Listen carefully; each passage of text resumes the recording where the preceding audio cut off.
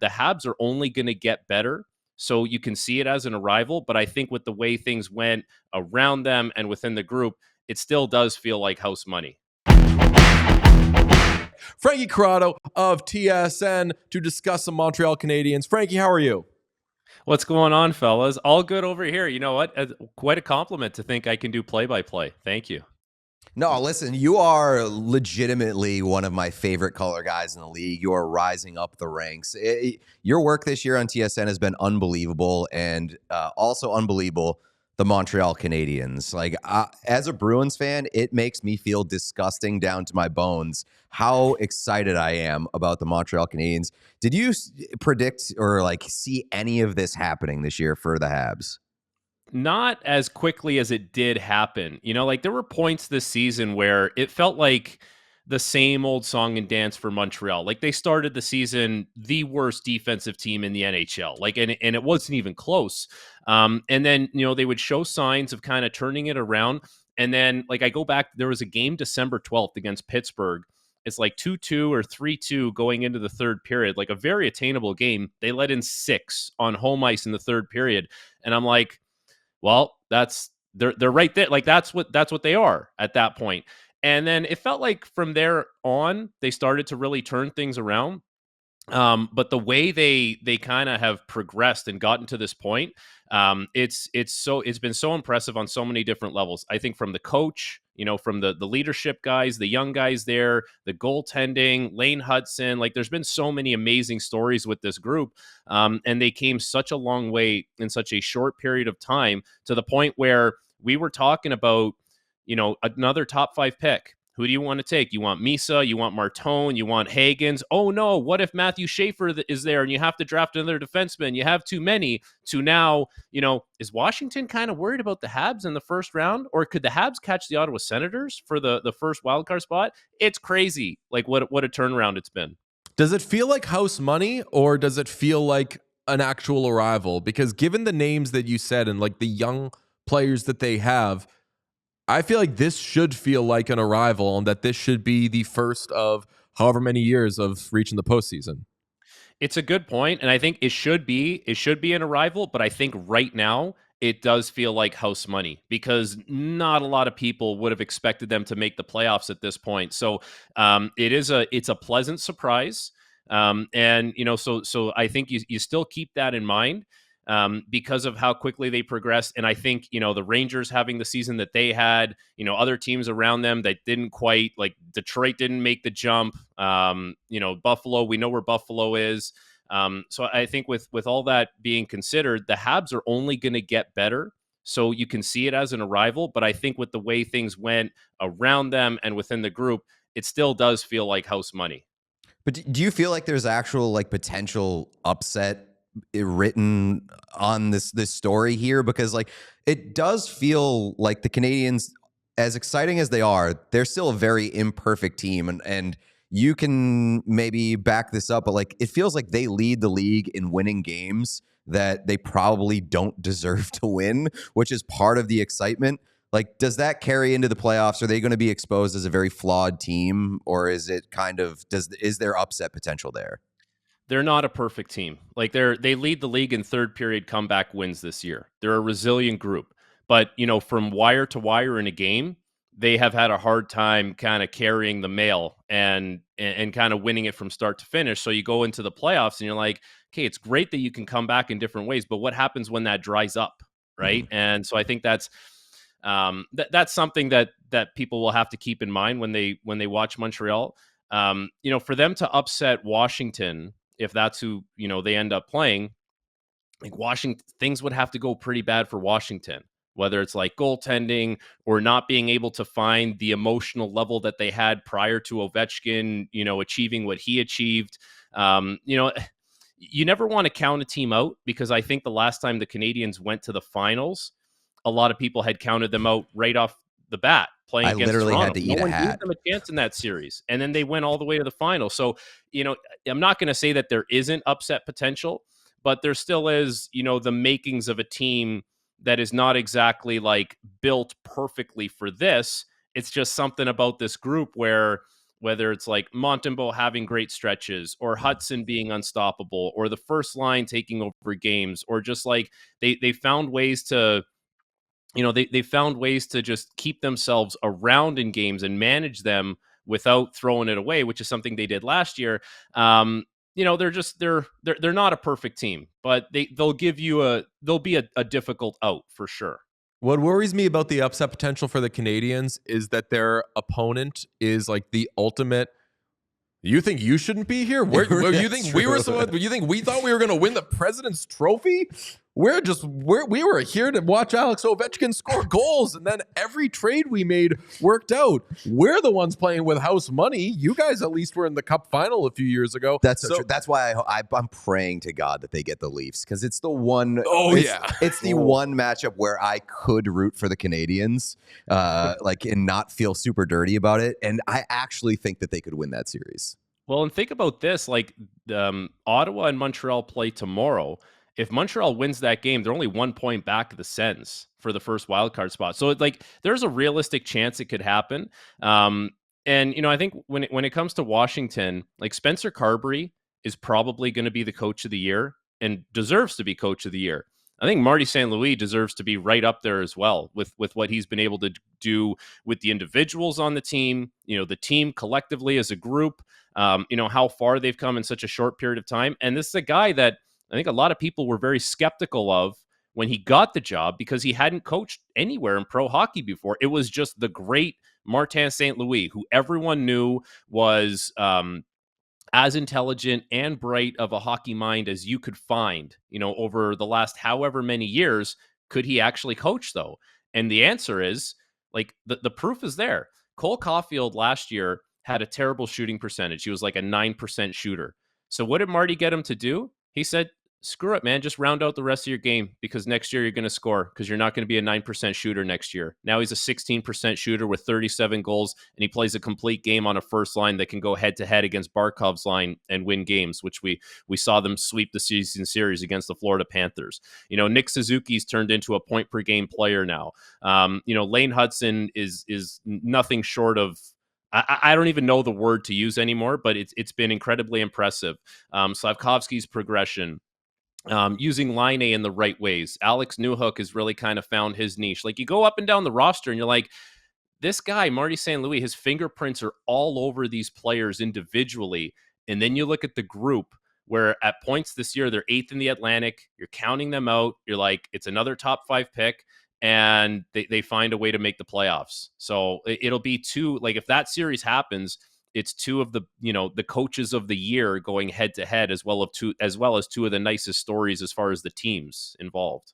And I'll caution people, or I'll remind people, this isn't a slight to the Canadiens. It speaks more to Pete's point about how like the thing they're best at is winning because they're only top 10 in one category, and it's penalty kill, in which they are 10th.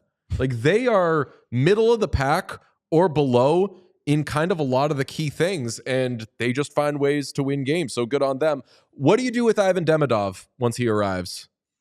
Oh, he's playing in the top 6. Like he's playing on the second line for sure. There's been a bunch of floating vacancies on that line throughout the year, and that's where you would look at your roster and you say that's what makes it not a perfect lineup going into the playoffs. It's not a true second line the way it's currently constructed.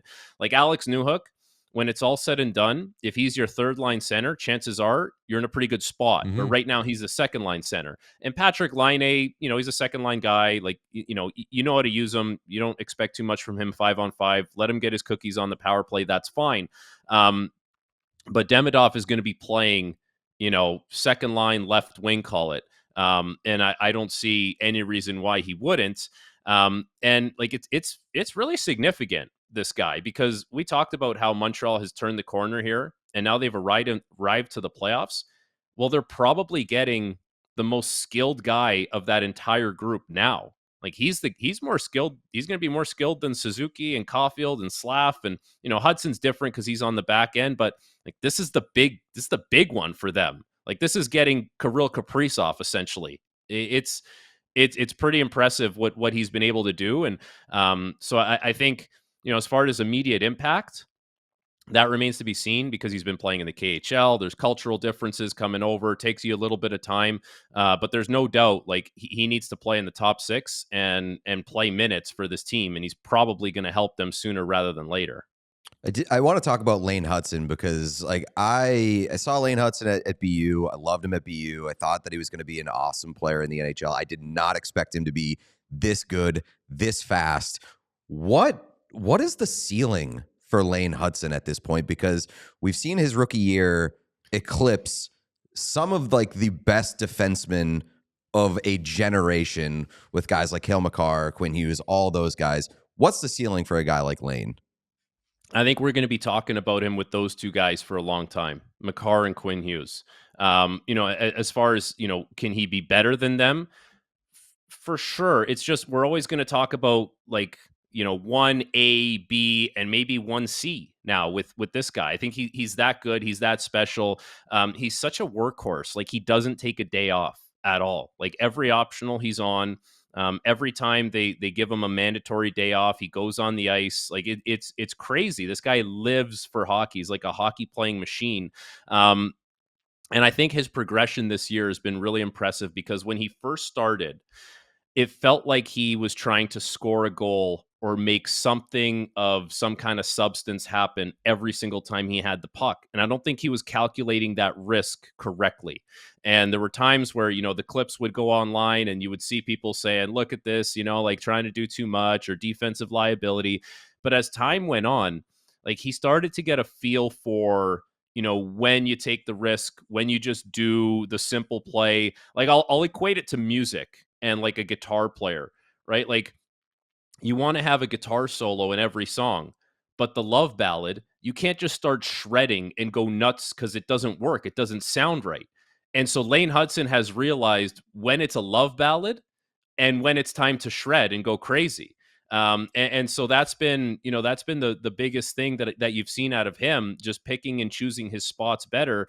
And no one can seem to get a hold of him. Like I've seen some really good players think they have him or get fooled by one of his, shoulder fakes or his head fakes. And you're like, man, like how do they keep falling for it? It's pretty impressive, but he's added so much to that group as far as his ability to create high danger chances, scoring chances that just weren't there. They weren't available to this team in the past, and like single-handedly transformed, the offensive production from this team. It's unbelievable. And, they always talk about 200 games for a defenseman to figure it out. Like what he's at 70 something or 74 80 something. or It's something like like he's figured it out. Like it took the guy less than 80 games to really figure out how the league works. I also feel like that the 200 games thing is an outdated ideology, like not specifically just with Lane Hutson. Younger defensemen are coming into the league and having, like, they're definitely not perfect players, but they're having immediate impacts now, especially like the top of the class guys. I just feel like 200 games is like, I've seen so many guys with under 200 games that are better than like the grizzled vets that are supposed to be better than them. You know what the 200 games thing is? It's like, first of all, no one guarantees you 200 games, but it's like once you get there, is that what you are? Or are you getting any better at that point? And it's like, okay, we've seen him for 200 games, and it's like he probably plateaued at game 120, and now he's been the same thing for the last 80 games, and we know what he is. I think with Lane Hutson, we know what he is. We know we almost don't really know what he's gonna be because the sky's the limit, but he figured it out, incredibly quickly, and progressed so much. Yeah, it's been amazing to watch him night after night. I think it was Denny Potvin who came up with the 200 games thing. I could be wrong. Maybe I'm misremembering, but I was doing a story on Dougie Hamilton a million years ago, and I spoke to him for it because he was coming up on whatever that number was.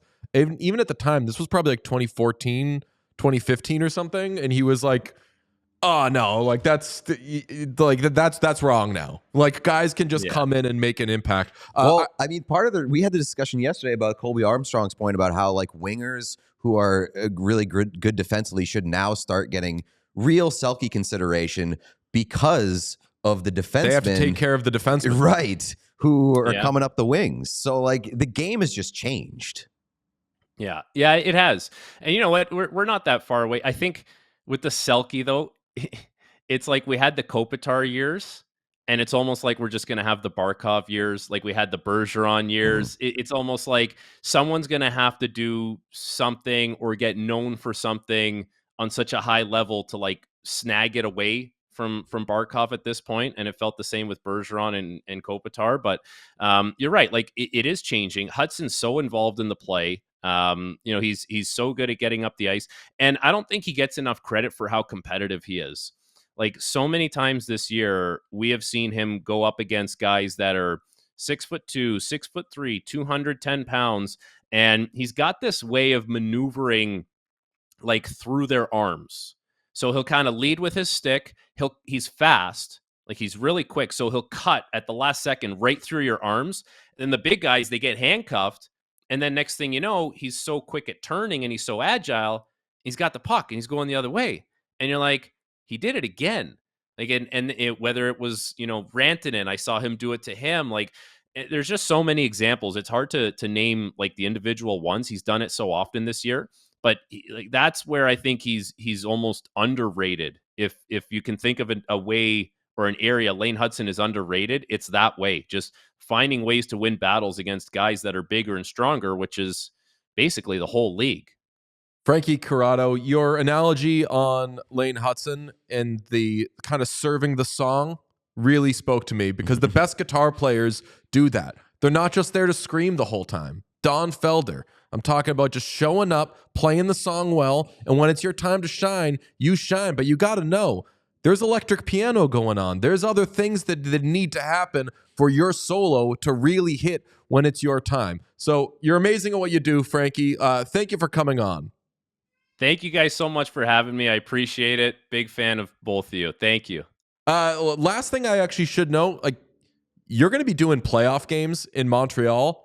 I was saying to these guys before the show the other day, and people are going to get mad at me, I've been to cup final games in like key Canadian cities, and they don't always match the atmosphere of a first round Montreal Canadiens series. Like, they get crazy in that building.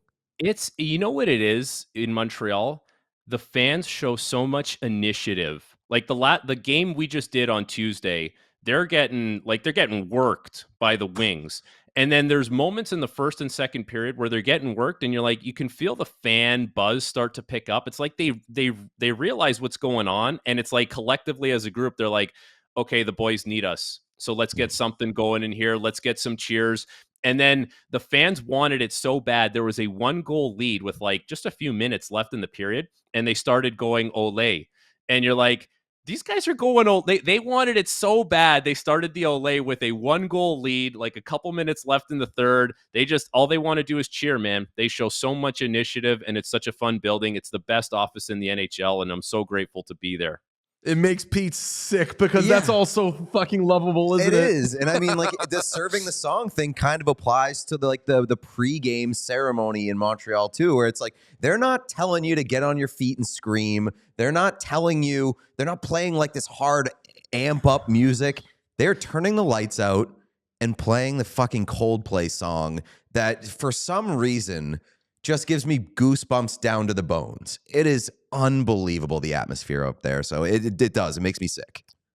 It's all right. Hey, Bruins need a high pick, so they're going to get what they need. And I wouldn't be surprised if the Bruins are very good. I have too many friends that are Bruins fans, to be honest with you. So I grew up in Toronto, live in Toronto, and, have to hear it all the time, played for the Leafs. So I've taken my lumps from many a Bruins fan over the years. So it's just a little bit of a down year for you guys. You'll be back before you know it.